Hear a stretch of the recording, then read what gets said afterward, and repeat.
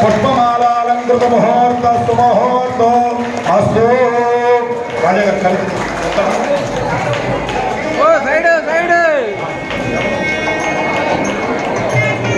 Madam గారు కవిత మీరు చదువుతారా? రాజా గారి యొక్క కవితను సుభద్ర మేడం గారు వారు వినిపిస్తూ ఉన్నారు. రాజా గారి మాటలను కవిత రూపంలో వస్తూ ఉన్నది. ఇప్పుడు అందరూ వినవలసిందిగా కోరుతూ ఉన్నాం. ప్రార్థించే పెదవులు కావవి,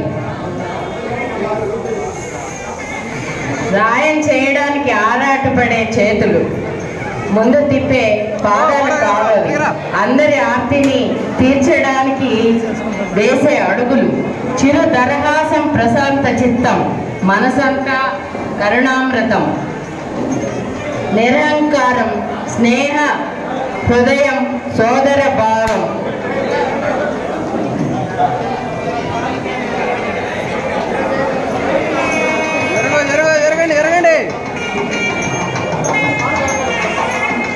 అందరి బాధల్ని పంచుకునేందుకు మాలోని నిరాశ తుడిచేస్తారు,